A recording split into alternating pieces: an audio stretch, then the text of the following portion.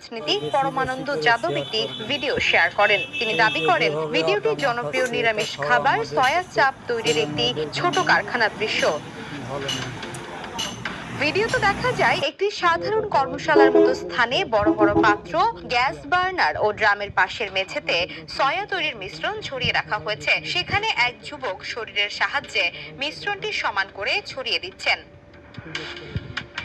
পোস্টটি প্রকাশের পর সামাজিক যোগাযোগ মাধ্যমে দ্রুত ছড়িয়ে পড়ে এবং শুরু হয় তীব্র আলোচনা।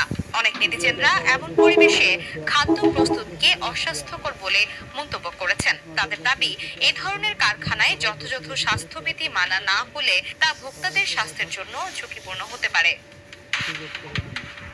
উল্লেখ্য, সয়া চাপ ভারতে জনপ্রিয় একটি নিরামিষ খাবার। এটি সাধারণত সয়া প্রোটিন দিয়ে তৈরি হয় এবং রোস্ট, গ্রিল কিংবা বিভিন্ন ধরনের কারিতে রান্না করে পরিবেশন করা হয়। Desk report, the news.